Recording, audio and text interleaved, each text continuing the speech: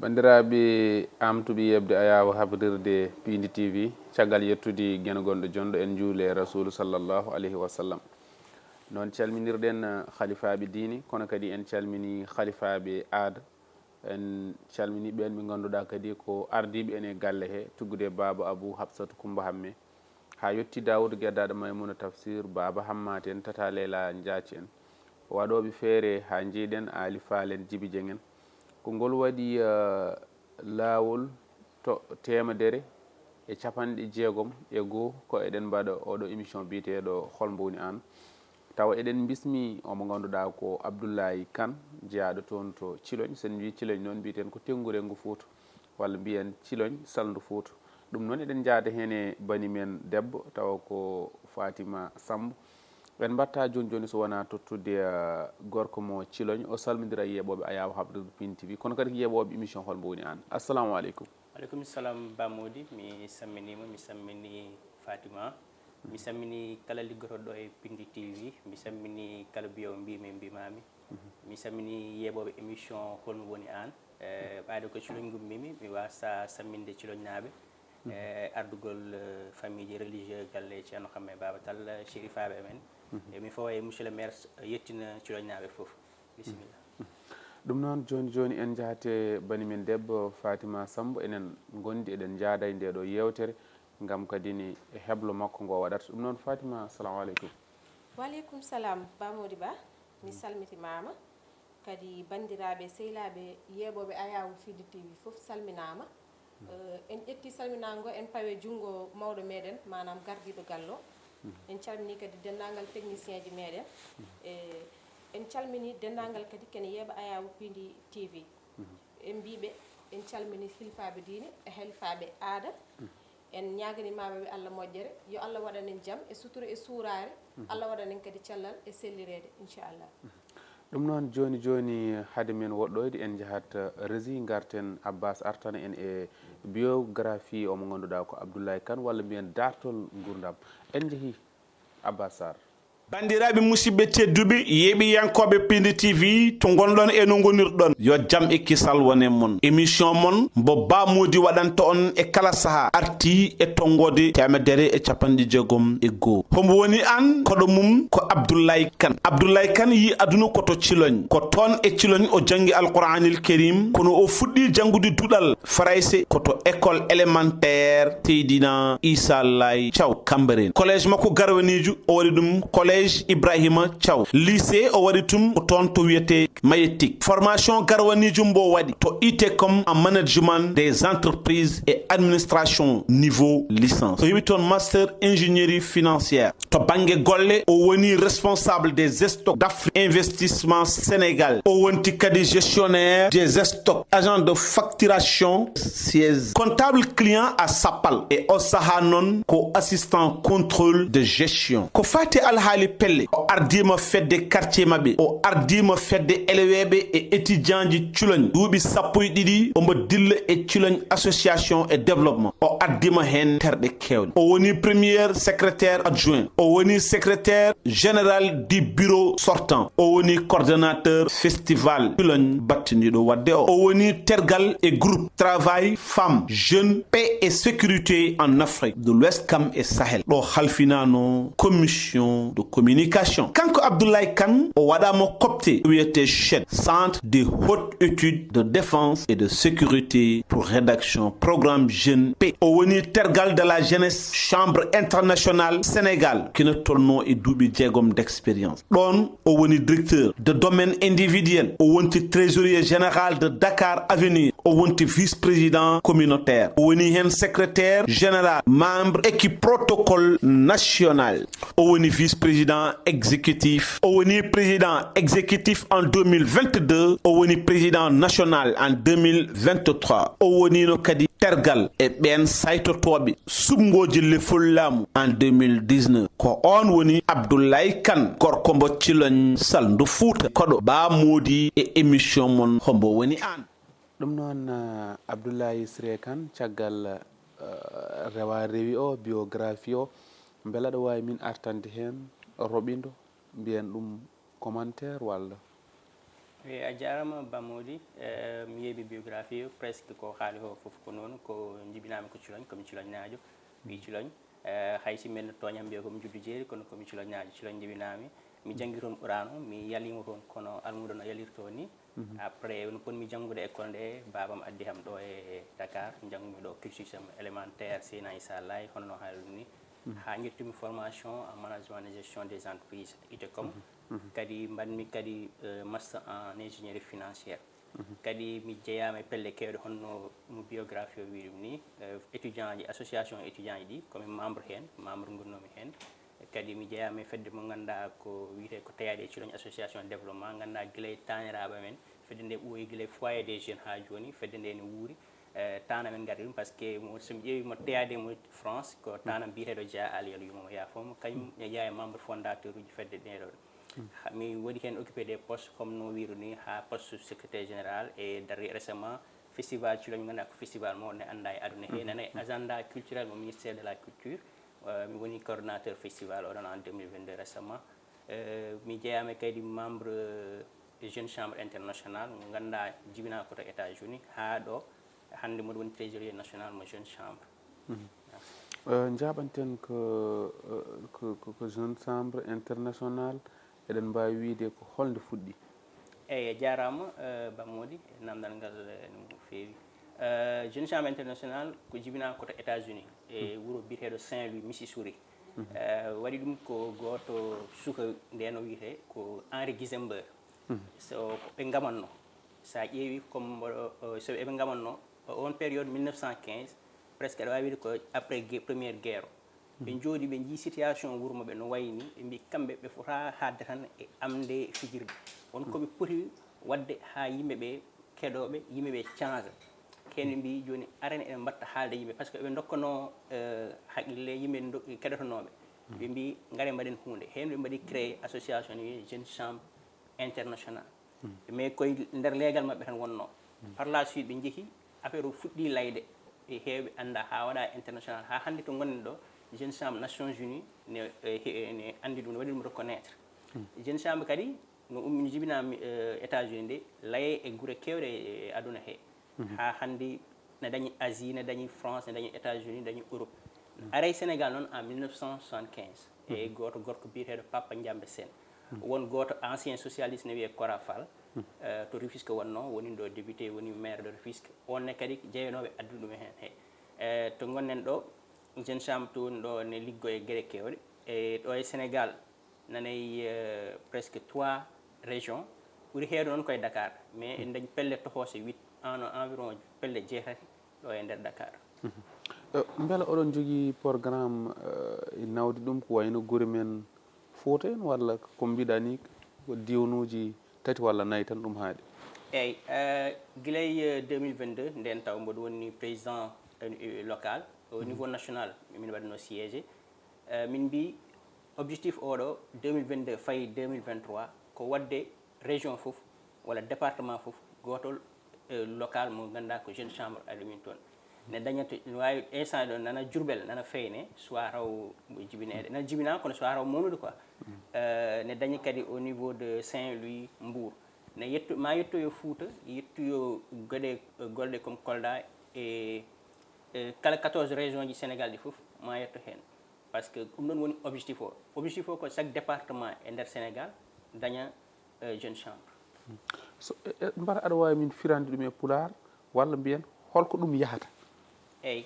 jeune chambre sa ƴeewi ko yahata ko feynude suuka o ha wawa naftude hoore mum nafa wuuro mumen c'est à dire jeune chambre sa woni hen poɗɗa jeeyede a fota jeeyede e rewoɓe ɓe poɗɗa jeeyede koye acteur woni ganduɗa kamɓe mbaɗata kamɓe jeeyete e liggotoɓe walla e darantoɓe e wuuro mumen wuuro mum noon ne wawi wonde légalement ne wawi wonde communement ne wawi wonde région ma ne wawi wonde Sénégal saabu sa ƴeewi yaltuɓe jeune chambre guila 1915 ne dañi hen président ji États-Unis jalti hen hay président Macky Sall arino jeune chambre donc ɗon ɓe mbaɗat former des jeunes leaders woni sukaɓe ganduɗa janggo ne nodda e jeeyeteɓe jogotoɓe wuuro walla jogotoɓe leydi walla darantoɓe aɗa wawi wasa jogade men joga e darantoɓe e wuuro ma ha ko kala ko fayi nawata wuuro ma yeeso jeeɗa hen beela ko jangguɓe tan jeeyete hen walla hayɓe janggani ne jeeya hen ala nden no idu no fudduno nde no yimɓe yiha ɓoy jagguno tan ko jangguɓe tan jeere hen kono yimɓe mbi ala so jangguɓe tan pota jeere hen par ce que neɗɗo no wawi janggude goɗɗum comme no wayi ɓurano walla arabe walla goɗɗum darano wuuro mum e dow ɗum min mbi kala to neɗɗo ummi ala ko neɗɗo wawi gandal no wawi fodde foof no wawi fotide jeeyede jeune chambre ko noon yaari sa ƴeewi joni hay min jeehi min mbayliti somin mbaɗa formation e nden mi waɗano ɗum hanko français min jeehi min mbi joni sen jeehi comme ko wayno Fouta joni so mbaɗon formation emin jogui formation ganduɗa koye entrepreneur fayi joni rewɓe sa ƴeewi kamɓe ɓuuri dillude e ɗum ɗon joni min jahat min somin kaala rewɓe somin gandi ɓeeɗo ɓurɓe heewde kalata ko pulaar joni ɓe ƴeewat komi mbaɗano min mbaɗon faami français mbaɗa faami pulaar mais ara mi haalda e ɓen rewɓe pulaar ko formation haala e français mi ƴeewa si firtindeɓe ɗum e pulaar beela oɗon jogui ko ngaalu ko tambori ɗon jeune chambre international walla ko on mbaɗat o adda tan eyyi jeune chambre international kañum koye ne ngaalu ngu heewani par ce que ko pied min mbiyata neɗɗo foof ne fawa hitande nde ko ɗum ɗo piita ɗum ɗo mbatta participé fedde nde ko piita o kadi kañum yimɓe ƴeftata mballita fedde nde wuura kono ko ɓuuri hen heewde ko tahata min guura wona piyeɗe par ce que piyeɗe kewani ko fayi koye partenaire uji yimɓe ɗi dañi banggue gauche à droite ɗin partenaire uji mballata fedde nde ha fedde nde wawa wuurde holko puɗɗi ɗon gollade ha son jooɗima oɗon jagga won golle gollade eyyi a andi ko wiyete saɗa gollo e nder neɗɗo o kañum wawa nafde hoore mum nafde wuuro mum par ce que won golle ɗe ganduɗa a wawi feññinde ɗum ni sa ƴeewi jeune chambre koye 4 domaine yahata à savoir wadde formation o forma neɗɗo o neɗɗo emin jogui plus de 1000 formation ɗi ganduɗa nane site internet jeune chambre hande formation paɗe entrepreneuriat leadership prise de parole en public communication kadi communication wona haalde tan e dañi visuel e autre marketing foof e entrepreneuriat ɗin formation foof sa jaggui suhaɓe men comme joni étudiant ji men parfois ɓe gara neɗɗo waɗa droit ara hay wawa wadde hay communiqué e nder e public ara waɗa droit foto wadde mémoire mum wawa wadde hay goto visuel ɗum foof koye probléme aji jeeya ɗum ɗon sa ari jeune chambre a formete ɗon on domaine hay réunion no waɗirte a formete enen ɗo joni sen ƴeewi wasa toñde réunion ji men yimɓe pottat kaala wiye ɗum tonga yeehi wasa windude hay PV walla PV ji walla ala ordre du jour te saɗa waɗa walla ordre du jour o so waɗama yimɓe tongataka hen garat mbaɗa te minen joni jawta tan ñayat ɓe mbima saɗa haɗama arde réunion ya andu heure réunion to waɗata ordre du jour ko foti haalede foof ganda e ɗum ɗo fof koye respectant toɓɓe ƴetteteɗe ɗe kadi tongoɗon hen kono enen aada minen tongata kay tongata en garata mbiyen en kaali mbaɗe gon koye divers gonɗen ni walla goto neɗɗo tan kañum so haali tan yimɓe mbiye en jaggi ɗum ɗo ɓenni ɗin foof koye nan ɗo ne dañi kadi goɗɗo mo ganduɗa ko domaine communautaire on noon fayi guureji men ɗe wayi hono consultation gratuite rokkude yimɓe no mbaɗa cellal ɓalli taw joɓata wonɓe ganduɗa pour jiiya mbaɗoɓe guite en cafroɓe cafaru guite ne saɗe mabɓe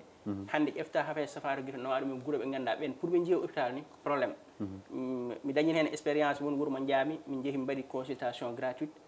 on o duwoni amen min jaggironnomi ko mbaɗmi ko ponmi wadde tan e ɗum ɗon mais so yi duwa mum waɗantuma on e ɗumini goɗɗo o ne dañi coopération internationale e business affaire et entrepreneuriat ɗon noon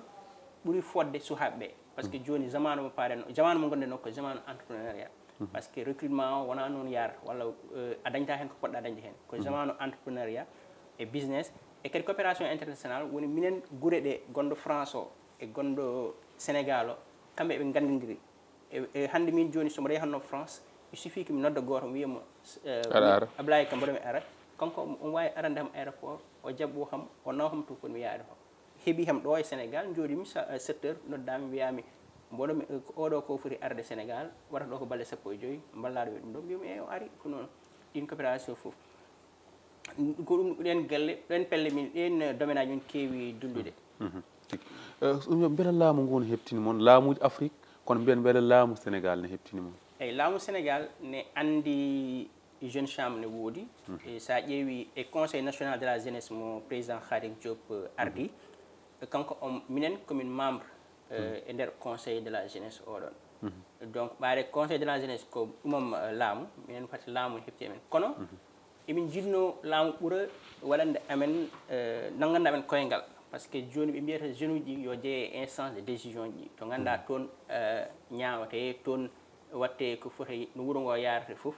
suhaɓe ne poti jeeyede hen noon tahi minen mbiya jeede conseil de la jeunesse namde moƴƴi kono ɓurde heɓtinede ɓuri moƴƴude e amen. hande en ji sukaɓe men fuutankoɓe walla mbiyen sénégal kono neɗɗo kono fiyandu umata ina jaa beele sukaɓe ɓe paami darde moon eyyi sukaɓe won fuɗɗiɓe famde hen darde amen won dañɓe hen noon kuli kono minen kadi komin mbiyata ni min mbaɗa saɗa waɗa communiqué saɗa haalna yimɓe koye gonɗa e dow mum hen neɗɗo suusata walla famata an ko gonɗa e dow mum ha are ma wonɓe ganduɗa ma jiiya amen e réseaux sociaux ji Facebook en TikTok en Instagram e Twitter en jiiya emin mbaɗa activité ji amen activité ji weela ɓe kono ɓe donka famde komin jahata mais saaha min ƴeftat vidéo ji min mbaɗa communiqué min mbiya minen ko ɗum ɗo min jahata ɗum ɗo min mbaɗata hen ɓe pamata wiya an ɓe ko jahata ko wadde ne waɗi important par ce que min haade min nadde hen komin mbino min komi cohlude jeeyede association de jeunes leaders mbanmi recherche jom ha jiimi gandumi ɗum ko association moƴƴo jeeyami hen tigi ɗum noon joni Fatima Sambo en wayno en goɗɗo yi e dawal men gaddanal so tawi aɗa jogui hen namni kadi aɗa wawi addandema en même temps kadi mbeɗa andi wasa aɗa jogui question ngaji fewde monsieur Kane bisimilla monsieur Kane komin jinno andude rek e jeune chambre mo nenta en tant que jeune kon mo jeune mo nenda hen so tawi ko jeune uji ɗi rek waɗi concerné walla so tawi kadi mawɗo mo ganduɗa ene jogui financement omo yiiɗi kadi wadde hunde est ce que omo wawi wadde moɗon base ha ballomo o waɗa hunde nde ɗon eyyi ko mbiɗa ko noon c'est-à-dire sa ƴeewi jeune uji ko min mbiyata jeune chambre ko sukaɓe dañɓe duuɓi sappo e jeetati ha fayi capannayyi jeeyete hen ɓen woni daganoɓe ɗum ɓe e ɓade sukaɓe ɓuuri wade dongue kono joni sa ƴeewi mawɓe ganduɗa ɓe ganduɗa eɓe jogui walla eɓe jiiɗi daranade wuuro mabɓe ɓe joni ɓe jii jeune chambre ko waɗata ko soɓe gaari ɓe kalde jeune chambre ma minen min mbawi wadde peeje peeje amen min ƴeewa ko jiɗɗa wadde wuuro ma he walla ko jiɗɗa dogande wuuro ma o min balluma hen manam maɓe mbaɗmo accompagné haɓe ballamo wadde wadde ɗum eyyi exemple o min mbaɗi goto consultation gratuite Sokone maire Sokone mi samminamo de passage kanko ari amen o haali o wi kanko yi komin mbaɗata ko e darna amen omo yinno min mbaɗa ɗum e wuuro makko minen kadi min gari min jaade sukaɓe wuuro kala to min jeehi kadi min jaadate sukaɓe wuuro ɓe par ce que neɗɗo wawa arde tan wiya arde fawo e dow yimɓe a yadata e mabɓe eyyi wadde somi faami ko jeune uji mbatton accompagné mais kadi oɗon mbaɗa accompagné mawɓe ɓe ganduɗa ene jogui pour wawde wallude jeune uji mo ganduɗa ko kañumen goni e wuuro mumen exactement joni monsieur Kane komin jinno andude rek e biographie maɗa a jeeyama e association mo ganduɗa ko association du quartier association du quartier nak somin paami e biographie o ko onon jeune uji quartier wuuro moɗon Thilogne wonɓe ɗo e Dakar mbaɗi ɗumen formé mais association du quartier oɗon est ce que association darani rek ko quartier moɗon walla darani ko ville de Thilogne foof eyyi jarama Fatima e namdal ngal fedde nde sa ƴeewi min mbaɗi ɗum créé min cammi de passage avec baba amen Samba Houleye Dia no min mbaɗi ɗum créé nde min ƴeewi min mbi minen ndendi wuuro minen ndendi leegal kono min ga min gandandirani emin goɗɗodiri kadi min mbi yoɓi min mbaɗ fedde mo ganduɗa ma wat feere saaha foof rentina amen kono wona hoto en dentu tan en gara eɗen piija eɗen jala ɗum ɗon jamanu ɓenni ɗum eɗen feere ƴeewen ko liggiroɗen e ko nafoyɗen wuuro mo gummiɗen o ɓeɗe jinnaɓe men ne belto e men sa ƴeewi en 2020 sukumi somi jumani festival 2020 min jaade Moussa Sy maire des Parcelles ancien maire des Parcelles min jeehi to min mbaɗi toon activité ji don ɗum ɗon foof kamin kala komin dañi min mbiyata yomin dutto aux sources woni tomin jeeya to tomin dutto tomin jeeya to min mbaɗa toon komin mbawi wadde fof ko famdi foof komin ɓeydi hen ɓe gaddi ballal amen ɗum noon addi fedde nde ɗum noon bamodi so tawi wonko jokkata e ha namdade mo rek jokka so tawi kadi a waɗi kam permettre mi jokka e bisimilla jokko deuxièmement hamin jiiɗi namdadema monsieur Kane a waɗi 12 ans d' expérience e Thilogne association et développement est ce que aɗa wawi tottude minen ko ganduɗa Thilogne association waɗi ɗum e ville moɗon de Thilogne eyyi namdal ɓurɗo welde kam ko somi aɗa haaleje Thilogne association et développement par ce que nden fedde Allah waɗi mi jeeyama hen mi waɗi hen duuɓi sappo e ɗiɗi fedde nde jibinama haade min mbaɗa ara e aduna guilay tañiraɓe jayataɓe par ce que mbimi e foyer des jeunes kono fedde nde sa ƴeewi no mbawi wirdema ni kala ko woni Thilogne walla ko tarti Thilogne ni won mbaɗɓe hen bénéficié mboɗo wawi wide ko fedde nde waɗi ɗum guiloye école aji centre de santé ji forage uji maison des femmes en hay récemment covid 19 o ko fedde nde waɗi hen ballal mum culoñ association développement wona tan ko ɓiɓɓe culoñaji wonɓe culoñɓe walla wonɓe Dakar nana diaspora en jogui kadi goto bureau woni on bureau rendini kala to ɓiɗɗo culoñ woni wonɓe Congo Gabon ni bureau fédéral on noon rendiɓe kamɓe foof toon foof sañete waɗoye culoñ kala komin dañi min duttintu ko wuuro ɗum noon woni objectif fedde ɗe mboɗo wawi widema pour raɓɓinnikirade tan kala ko jiiɗa e culoñ jumaji hay religion jumaji fedde nde ne jeeya e maɓe ɗum manam fedde nde kala ko ciloñ ene foti waɗanede so mbawa wadde foof ɓe darima pour wawde wadde ɓe satisfaire hay so laamu waɗi comme lycée laamu waɗi kamɓe mbaɗi hen kala ko mairie waɗi wonto ɓe nanggani ɗum gueɗal so mbaɗani foof kala ko watte ɓe mbaɗi hen junggo mabɓe machallah en tant qu'assistant de contrôle de gestion holno jiiruɗa métier gestion eyyi métier gestion ne hamni seeɗa sa rentaki tan a waddat e collaborateur uji ma ɓe liggitoɗa par ce que an sa woni contrôle de gestion hannde an budget entreprise o fof e département ji andi département marketing communication comptable fof an jogoto ɗum aɗa tiima ko way noonu e chiffre uji wonno mbatta sa juumi a tooñi neɗɗo o sa ari wi e neɗɗo o fini ɗum ɗo fewani ko mbaɗɗa ni sikkata ka gonde halfude ɗum walla ka gonde wadde ɗum corrigé quoi neɗɗo heeɓe jiiɗa oñteede joni noon e dow ɗum ne saɗi seeɗa kono ko métier belɗo kadi dañɗo vision large par ce que ma yi hen ko heewi an mbaɗa ko noon timɗo entreprise o ni foof e guite ma cikki sa renta tan sa mbiyata an jeeyi entreprise o par ce que go foof sina ko waɗata an andi entrée an andi sortie eyyi go foof kene waɗata rewata e ma joni sa renta tan mbiyata min jeeyi entreprise walla ko mbela foof ɗum noon kadi ne namdi neɗɗo baɗɗo très discret deƴƴuɗo mo ganduɗa wona ko yi foof haala oɗo sonnama oto 11 millions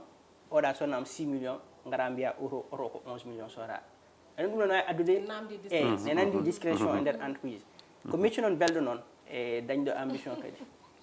eyyi ɗum noon a weltanama ko métier belɗo no mbiruɗa ni mais métier ɗesɗo hamnade seeɗa holko mbatta conseil e jeunes uji meɗen mo ganduɗa eɓen toon to université walla eɓen e centre de formation ngaji ɗi ganduɗa haaɓe mbaɗa suivre métier de gestion eyyi ɓen ko mbami wiide ɓe yooɓe mbatta no feewi approfondir formation mabɓe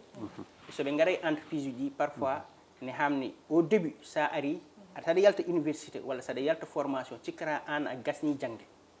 kono sa ari a jooɗima e nder entreprise a joƴƴinama e ta bureau ma a tottama donné ji ɗi chiffre uji e ɗumaji foof a tottama ma andu a war seesa e logiciel uji ɗiɓe liggitoɗi par ce que wonɓe ganduɗa sono gaɗa formation université mbatta utiliser certains logiciel logiciel uji sa ari sa tottama ɗum a daari mbiya min wadde min ko janggunomi ro ko wona noon yaari neɗɗo kadi so yiiɗi wonde kilifa yo jaab rewde sahaɓe noon sahaɓe men walla enen sahaɓe sen jalti tan jiten ko occupé poste uji mawɗi ɗi nde mbaɗen seesa ma en mawnu ma en gar ha mbaɗen occupé poste responsable uji manam sukaɓe ɓe ganduɗa ɓe mbaɗi suivre formation gestion walla ɓe mbaɗi suivre ko ganduɗa tan toon to université ko wayno gestion yoɓe mbattu hen hakkillaji mabɓe mais kadi koɓe jiyata e milieu professionnel e koɓe janggi ko des fois c'est diamétralement opposé ɓe mbattu hen hakkillaji conseil aji ma nenam so en keeɓi ha ɗo henam wadde eɗen dutta konngol rek mawɗo meɗen ba Mody Ba ɗum noon ko noon vraiment kadi en beltima duttiɗen tan koye tawde koye wuuro Thilogne ko Saldu Fouta Thilogne kadi ne heptina e fannuji foof so tawi en mbi fina tawa conco men ha e diine men to banggue festival baɗowo toon o beele emin mbawi andude gartam mum ko jibini beele wona yimɓe ndenten pijen sen kalduti tan jeehen eyyi a jarama Ba Mody komi mbiyami horan so mbaɗa haala e teyade mi weltoto festival o heeɓe noon ne manque famde ɗum saaha wonɓe ganduɗa cikkata min mbaɗat festival pour arde fijde jaale dogue ga yimɓe sukaɓe potta ga kono jiiɗa noon festival o ko caabi mo ganduɗa ne uddata dame so festival ne waɗa ma won hakke lebbi 6 walla 7 ne heblane jiiya présidence jiiya ministre uji jiiya directeur uji d' entreprise jiiya partenaire uji andi partenaire itara halis mum ne tottuma pour tan ya fijoy joni somin mbaɗa festival min ƴeftoto kala ko foye wuuro he rewɓe liggotoɓe sukaɓe étudiant ji ɗi ɓe ganduɗa kamɓe ko métier ɓe jogui go foof mi ƴeewa banggue mum hay diiniyanke ɓe mi joguiɓe affaire sandaji ɓen foof go foof mi ƴeewa banggue mum min ndendina min mbiya wuuro ngo chaque duuɓi ɗiɗi waɗa festival ɗo e duuɓi ɗiɗi ko cohluɗon ɓe mbiya min ɗum ɗo min cohli somin jaaha ko ɗum ɗo min kaalata firti wuuro ngo joni ko yeru tawa no sohli woyndi walla no sohli forage walla no sohli naggam eyyi kay on tongat ɗum festival o son ara somin jaha mbiyon ko ɗum ɗo mbatten hikka eyyi ɗum noon min doganta wuro ngo c'est à dire somin jeehi somin mbi festival min mbaɗa festival min poti yaade to ministére des sports waɗi men recevoir suhaaɓe baɗoɓe sport ɓe mbi stade o foti waɗede gazonné minen somin jeehi to ministére des sports min mbiyata ministre des sports festival amen no waɗa waɗana amen match de football min mbiyata ministre des sports Cilogne ne sohli stade baɗaɗo gazonné ne sohli stade ɓeydaɗo somin jeehi to ministre de l' éducation min mbiyamo min ganta emin kaltamo festival min mbiyata koye festival min payi kono lycée amen ne manque table banc uji walla lycée amen no foti ɓeydede somin jeehi to par exemple chargé des affaires religieuses ɗum ɗon joguiɗo affaire diine min mbiya Cilogne ko université mawɗo université Ceerno Hammet Baba Talla arabisant ji amen ene janggi gummi Maroc ɓenne kadi état ne foti nannude ɓe nder fonction publique ko wayi noon somin jeehi ministère de la culture min mbiya minen emin jogui ceyɗe ko ganduɗa ko Cilogne jeeyi ɗum non kadi foti waɗa ɗum reconnaître au niveau international kono ko wayi noon min mbaɗata joni noon ko heddi ko après somin jeehi to présidence aɗa kanko jogui foof Macky Sall min jettamo par ce que o waɗi men recevoir plusieurs fois hayso par le biais de son directeur de cabinet somin jeehi kadi min kaala en général komin cohli foof noon heewi yarude joni ko heddi ko woni ko tottataɗa ko partenaire ma waɗatama jaaha mbaɗaya ɗum festival ma kono festival o woni ko yimɓe jeyata e télé o woni amde fijde bammal ara waɗa concert kono caggal mum komin mbimo ko caabi ɓamtare développement woni développement wuro ngo par ce que wiyama Cilogne association et développement joni développement wuro ngo a waddata ɗum e festival mbala to banggue kadi sanɗaji woni étudiaji gonɗi toon e fitram gollen ɓe pop so nden heedi kamɓe fof mbala ɓe mbaɗa hen juuɗe mabɓe beela wona onon tan ko woni yimɓe tan donc mbawɗen wiide ko juuɗe mumen keɓat caggal mumen seeɗa dillata hen eyyi so festival o ne faando min mbiyat comme no mbimami nani ni TAD nene jeeyi guure ɗe foof ha monde he foof joni minen foof min ndentat min mbaɗa réunion min mbiya festival hikka ko ɗum ɗo fayi ɗo faya ɗum ɗo kuccana yimɓe foof pamodira ɗon efte suhaaɓe foof kala dillowo e wuuro he commission ji daña to au niveau de Cilogne daña ɗo e Dakar so fandima ha heddima lewru woɗo ummiɓe caggal leydi nelane États-Unis France kamɓe kadi ɓe gara ɓe tawtore min denda golle ɗe min ɗowa ɗum ha no yetti foof ɗum noon en goɗɗoyi en kollitama ko hojomaji seeɗa beela oɗon dilla e politique en duttoto caggal seeɗa fedde moon to mbaɗa oɗon dilla e eyyi jeune chambre kañum dillata e politique kañum ko apolitique mais minen membre uji ɗi comme minen jeeyaɓe jeune chambre min dilla e politique hewɓe amen hen ko dilla e politique kono jeune chambre sa rewi hen forcément sa renta walla a waɗat politique te mbatta ɗum politique kono fewri ni par ce que hay saɗa waɗa candidature ma an jeune chambre pour wonde président jeune chambre mbara hono mbaɗo candidature présidence ni sa woni président jeune chambre a dañat hay protocole secrétaire comme no président de la république kono no président de la république ɓuuri level ham kono mbara hono président de la république a dañat protocole secrétaire directeur de cabinet hay constitution ma a jogui procédure parlementaire ma ɗum foof ko présidence o jeeyi ɗum wadde on so ummima ɗon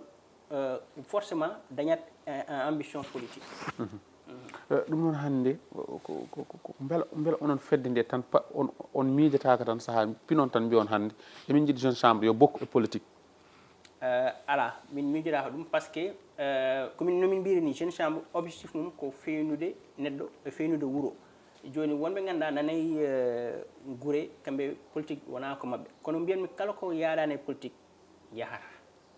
wuuro ngo ma yaade politique hay finde fewnude wuuro ma koye politique jeeya donc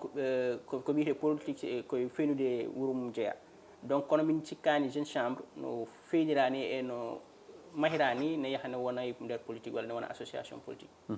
holko woni kuccam mon ɗo e 2024 eyi ɗo e 2024 ko wadde feere ha suhaaɓe ɓuura waɗede formé wallude kadi e jeeyede ɓe ganduɗa ne waɗa apaisé climat tension ji gonɗe e wuuro he par ce que wuuro ngo sen ƴeewi wayino saaha joni ham tabarakallah alhamdulillah waɗino saaha dillino seeɗa kono minen kadi ɓe jeeya biyoɓe suhaaɓeɓe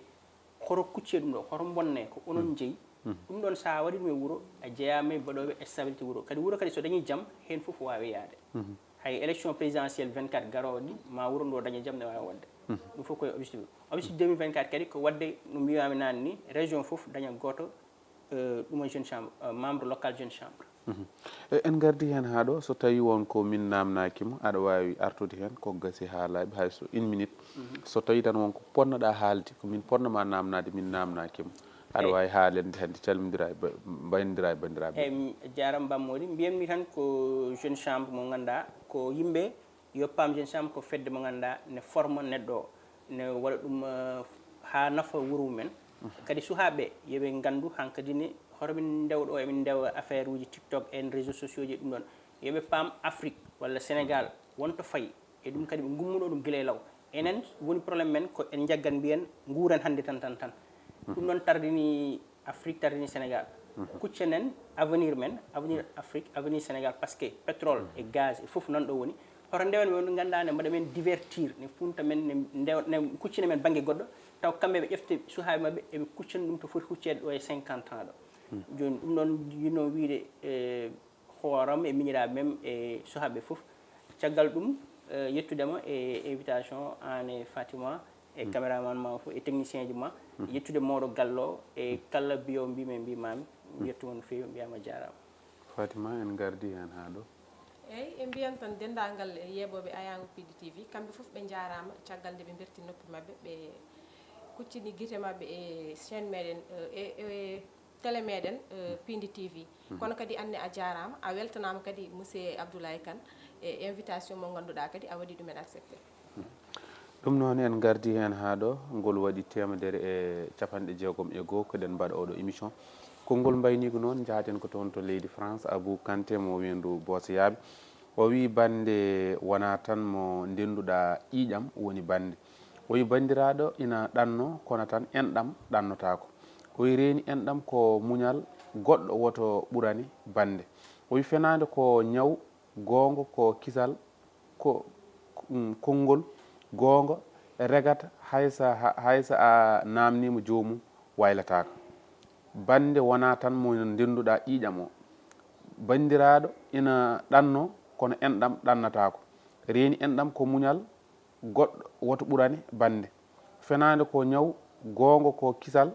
konngol gonga regat haysa a namnima jomum waylatako ceerno ɗa haali mo gollere golli Boɓel Saare Kamalinko o wi so neɗɗo wino yiɗma ala ko nafatma sa yiɗi goppamo o wonto gañama o wi so neɗɗo wino yiɗma ala ko nafatma sa yiɗi goppamo o wonto gañama o wi gueɗo mbo nafata so yiɗi yo wontu gañama neɗɗo so yiɗima ma won ɗo heedanma o wi neɗɗo so yiɗima ma won ɗo heedanma en calmini noon bandiraɓe ɓe ganduɗa noddoɓe en e kala saaha yeɓoɓe en Libas Ba walla mbiyen Camel Aboubacar mo jumdonde masinotoro juma to jimte sengueji ɓiɓɓe Seykotano Moliyaɓe Ousmane Bana lollirde Abda Junior Pembowo ne gonɗen fof kay heewi en fembude joom tonggode 77 080 60 00 Hawa Dia e Adama Dia ko yeɓoɓe en kono kadi Alsane Djibi Samba Amadil to Kaawe Jam Mbaalu Touabir Alsane Djibi Samba Amadil Jam Mbaalu Touabir ko jeeɓowo en kono kadi Dieng Oumar Midia toon to dowlaji Amérique o wi bamodi min cabbotomi tan ko émission hol mboni an Ba Kalidou Ba ɗum noon ko roɓide jawɗo en calmini ɗum kadi no fewi Kalidou Amadou Ba dognomo faalaka deelam kubbam eɗen gandi to caggal to ko Djibi Dieng gorko mo Kanile Kanareje sen jooɗi ko kanko joni noon Jom Mbaalu Touabir Alsane Djibi Samba Amadil baali Touabir ri tawde koko jahata mbeɗo yumayaro ko Djibi Dieng jawdi ɗum noon Allah jarama on jarama e fayida ma ene walle ɗon gori temedere 60 e goko ɗo wayni ha saaha goɗɗo Alsane Djibi gadda jawdi ndi noon Allah jarama on jarama